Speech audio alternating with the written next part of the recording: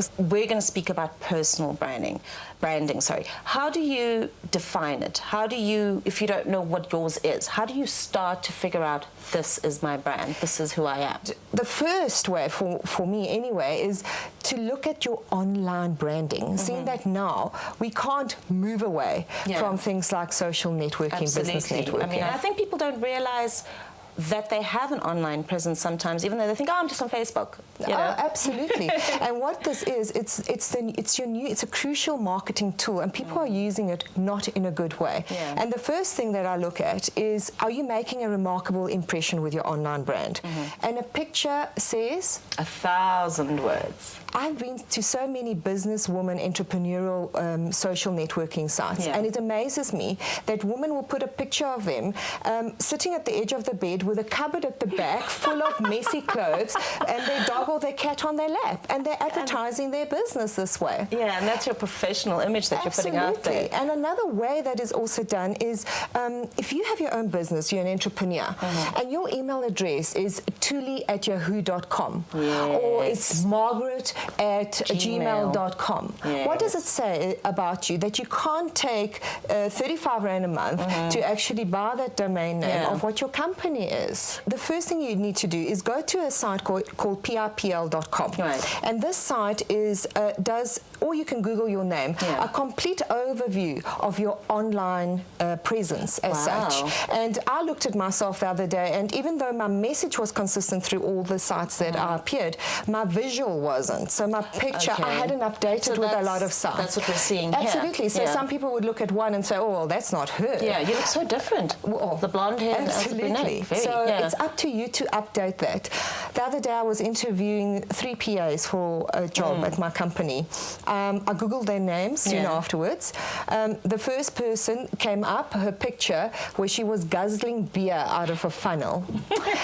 The second person, her blog came up saying, I'm currently looking for a meaningless job that will pay for my overseas trip. Scratch that. Absolutely. So you really have to be able to have a consistency between your visual brand and your online brand, and that you're making that remarkable impression.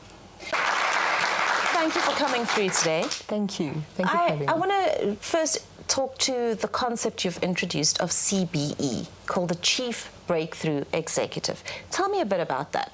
Well, I really came about it through my own personal story. When I was working for this international leading cosmetic brand, I was so envied by so many people because they said, oh, international travel, luxury brand, all of this. Glamorous. Wonderful. And what people didn't understand that for 9 years, I had a 18-hour day job, 7 days a week, and it was really exhausting. And I was taking, for the last 2 years, my physical body and my mental body to work, but I was leaving my spirit and my soul behind. So what happened one day is I woke up, I went to get my blouse to put on, and I physically could not do that. I crawled back into bed, and a month later crawled out. Really? And that was my breakdown, as doctors would call it. From that, I achieved my breakthrough. During that month, it was revealed to me, it was a big wake-up call that I was in the wrong place. Soon afterwards, I resigned, and then I started Professional Impressions. And that's really, I believe, Melanie, that after a breakup, you have a breakdown, say the financial markets, and the breakdown being the recession, and there's a breakthrough coming. And to be the Chief Breakthrough Executive, you need to be prepared for the boundless opportunities that are coming just around the corner. Experience. Now, we all grew up on sayings like, don't judge a book by its cover. And we're often made to feel bad if we do judge people on their appearance instead of their content. But when it comes to the world of business, good first impressions can play a crucial role in our success. And as women, I think we all understand the importance of having the right packaging to sell a product.